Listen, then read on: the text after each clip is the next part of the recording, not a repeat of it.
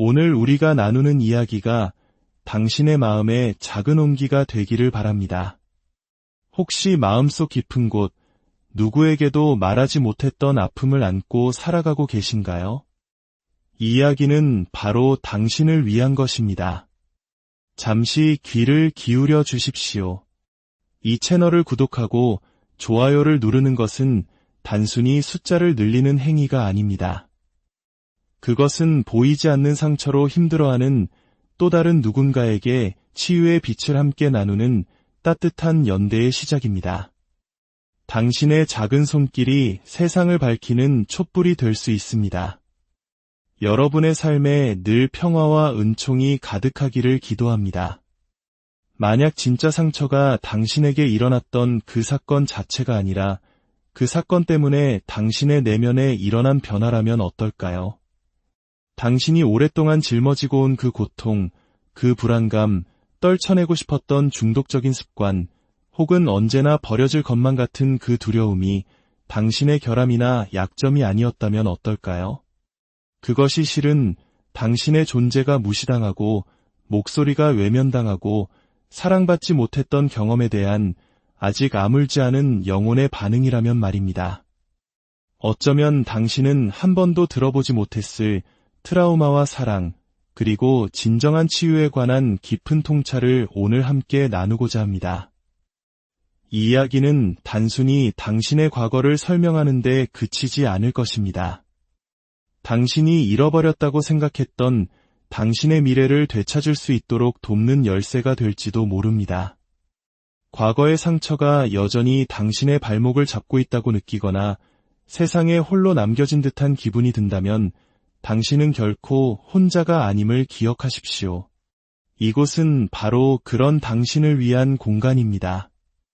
우리는 이곳에서 함께 치유하고 성장하며 고통과 과거 너머에 있는 우리 본연의 모습을 재발견하게 될 것입니다. 자, 이제 트라우마에 대한 깊은 이해를 시작해 보겠습니다. 트라우마란 아물지 않은 상처를 의미합니다. 이 정의에서 가장 중요한 점은 트라우마가 당신에게 일어난 사건이 아니라는 것입니다. 트라우마는 그 사건의 결과로 당신의 내면에 일어난 변화, 즉 치유되지 않은 채 남겨진 마음의 상처 그 자체입니다. 예를 들어보겠습니다. 누군가 머리에 강한 충격을 받았다고 가정해 봅시다. 머리를 부딪힌 그 사건이 트라우마가 아닙니다. 그로 인해 발생한 뇌진탕, 그리고 그 후유증이 바로 아물지 않은 상처, 즉 트라우마입니다. 또 다른 예로 두 사람이 똑같이 다리가 부러졌다고 생각해보죠. 한 사람의 다리는 시간이 지나 완벽하게 회복되었습니다. 하지만 다른 한 사람의 다리는 제대로 아물지 않아 평생 후유증을 안고 살아가게 되었습니다. 이 경우 아물지 않은 다리가 바로 트라우마입니다. 다리가 완전히 나았다면 그것은 그저 고통스러운 경험이었을 뿐 트라우마는 아닌 것이죠. 모든 고통스러운 경험이 트라우마가 되는 것은 아닙니다.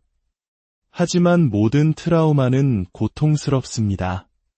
핵심은 치유되었는가의 여부입니다. 이 상처는 단순히 심리적인 문제를 넘어 우리의 몸과 정신 전체에 깊은 흔적을 남깁니다. 그리고 우리는 이 아물지 않은 상처로부터 자신을 보호하기 위해 무의식적인 방어기제를 만들어냅니다. 예를 들어 어린 시절 부모에게 버려졌다고 느끼는 경험을 한 사람이 있다고 합시다. 여기서 진짜 상처는 어머니가 나를 낯선 사람에게 맡겼다는 사실 그 자체가 아닙니다.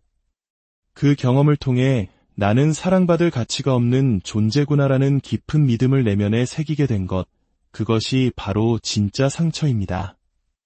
그리고 이 사람은 사랑받을 가치 없는 나를 마주하는 고통을 피하기 위해 여러 방어막을 칩니다. 어떤 사람은 누구도 자신을 함부로 대하지 못하도록 강력한 힘을 추구하거나 공격적인 사람이 될 수도 있습니다. 또 다른 사람은 모든 사람에게 사랑받기 위해 자신의 필요는 철저히 무시한 채 다른 사람의 비위를 맞추는 데에만 평생을 바치는 피플 플리저가 될 수도 있습니다. 결국 트라우마란 내면에 새겨진 아물지 않은 상처와 그 상처를 가리기 위한 우리의 방어 기제가 합쳐진 것입니다. 그리고 아이러니컬하게도 우리를 보호하기 위해 만들어진 그 방어 기제가 훗날 우리 삶에 더 큰 문제들을 만들어내곤 합니다. 우리 사회에는 얼마나 많은 사람들이 이런 상처를 안고 살아갈까요? 아마 생각보다 훨씬 많을 겁니다. 상처는 크게 두 가지 방식으로 우리에게 찾아옵니다. 첫 번째는 명백한 고통입니다. 신체적, 정서적, 성적 학대나 부모의 죽음, 이혼으로 인한 가족의 해체, 부모의 수감, 사회적인 인종차별이나 극심한 가난 같은 경험들입니다. 중독이나 정신질환을 앓는 부모 밑에서 자라는 것 또한 아이에게는 깊은 트라우마가 될 수 있습니다. 이런 경험들은 우리의 뇌와 신체에 직접적인 영향을 미치며 깊은 상처를 남깁니다. 하지만 상처에는 또 다른 얼굴이 있습니다. 이는 당신에게 일어난 나쁜 일 때문이 아니라 마땅히 일어났어야 할 좋은 일이 일어나지 않았기 때문에 생기는 상처입니다. 우리 부모님 세대를 떠올려 봅시다. 많은 부모님들이 가족을 위해 헌신적으로 일하셨습니다. 그분들은 자식을 너무나 사랑했고 어쩌면 숭배에 가까울 정도로 아꼈을지도 모릅니다. 하지만 너무나 바쁘고 지쳐 있었기에 아이의 감정을 세심하게 들여다보고 아이의 존재 자체를 온전히 알아봐줄 마음의 여유가 없었을 수 있습니다. 부모는 아이를 해칠 의도가 전혀 없었습니다. 하지만 아이의 입장에서는 자신의 존재가 보이지 않는 것처럼 느껴졌을 수 있습니다. 인간에게는 자신의 있는 모습 그대로 보여지고 인정받고 싶은 근본적인 욕구가 있습니다. 이 욕구가 채워지지 않을 때 사랑이 가득한 가정에서도 깊은 내면의 상처가 생길 수 있습니다. 현대 사회는 어떻습니까? 핵가족화를 넘어 1인 가구가 늘어나고 공동체는 해체되었습니다. 부모들은 엄청난 스트레스 속에서 고립된 채 육아를 하고 있습니다. 이런 환경 속에서 수많은 아이들이 사랑이 넘치는 가정 안에서 조용히 상처받고 있습니다. 그렇다면 이 깊은 상처로부터 우리는 어떻게 치유를 시작할 수 있을까요? 가장 중요하고 첫 번째 단계는 바로 인식입니다. 나는 뭔가 잘못된 사람이야 라고 자책하는 대신 내게 어떤 일이 있었구나. 그리고 그 일이 나에게 이런 영향을 미쳤구나 라고 상황을 객관적으로 바라보는 것입니다. 이것은 엄청난 관점의 전환입니다. 이러한 암과 정보는 더 이상 소수 전문가의 전유물이 아닙니다. 우리는 책이나 여러 매체를 통해 트라우마와 치유에 대한 깊이 있는 지식을 쉽게 얻을 수 있습니다. 그저 정보를 접하는 것만으로도 많은 사람들이 큰 위안과 도움을 얻었다고 말합니다. 다음으로 우리는 자기인식을 위한 연습을 시작할 수 있습니다. 명상이 좋은 예입니다. 명상을 통해 우리는 내 안에서 일어나는 감정과 신체 감각을 그것에 휩쓸리거나 반응하지 않고 그저 고요히 바라보는 법을 배웁니다. 이것은 나 자신을 온전히 붙잡아 줄 수 있는 내면의 힘과 현존감을 길러줍니다. 이 모든 것은 큰 비용을 들이지 않고도 시작할 수 있는 치유의 첫걸음입니다. 그리고 연결의 힘을 기억해야 합니다. 당신의 이야기를 깊이 들어줄 수 있는 친구가 있나요?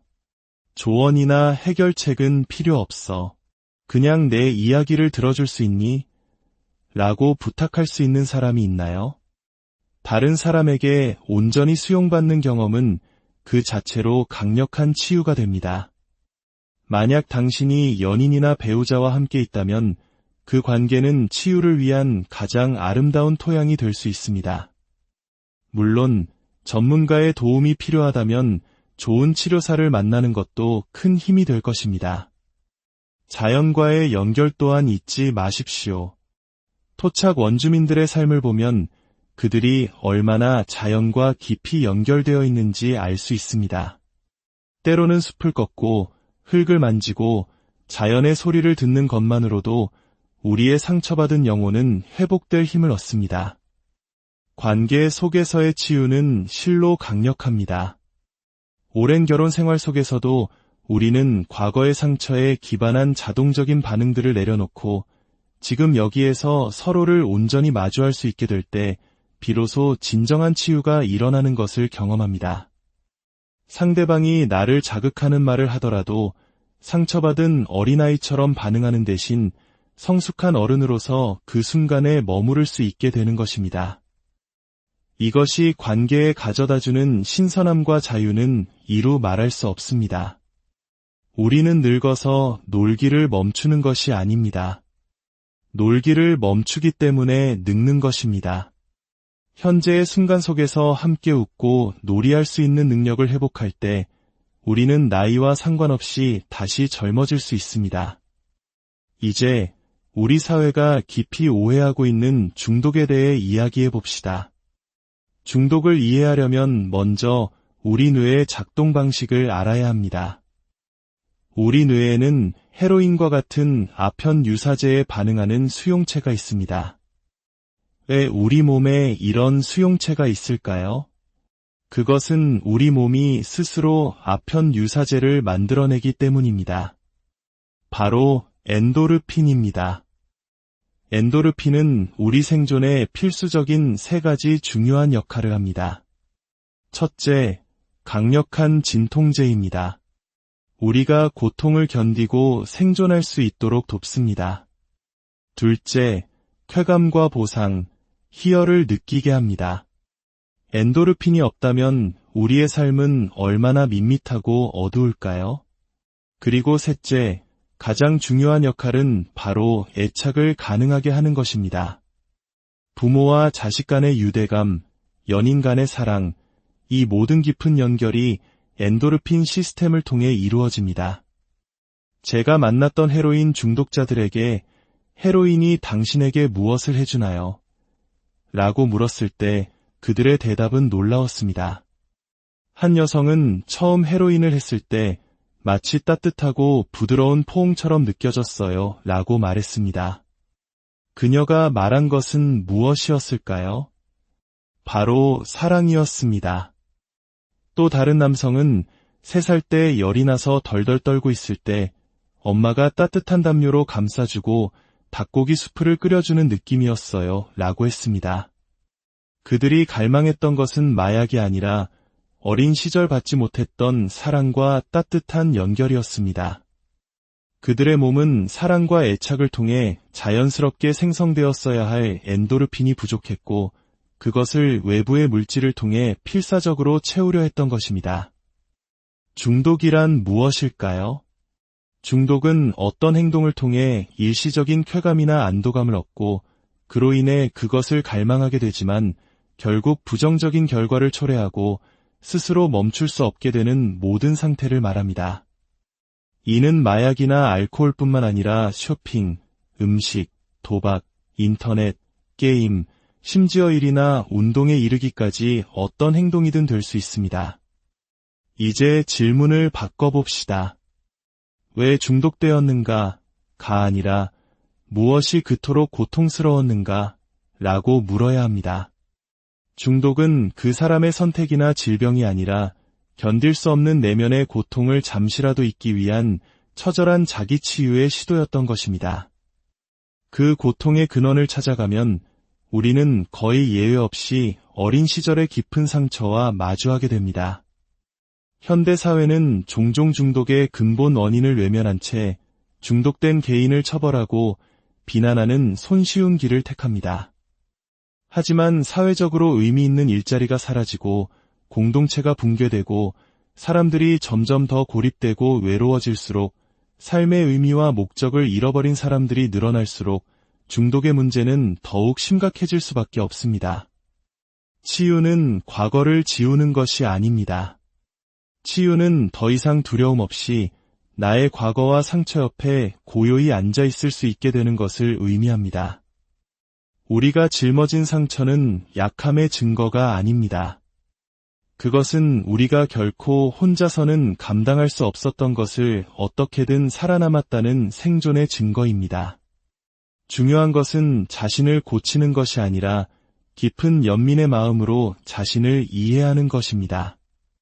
당신의 삶의 여정, 그 어느 지점에 있든 당신의 아픔을 비난과 판단이 아닌 따뜻한 호기심으로 만나기 시작하길 바랍니다.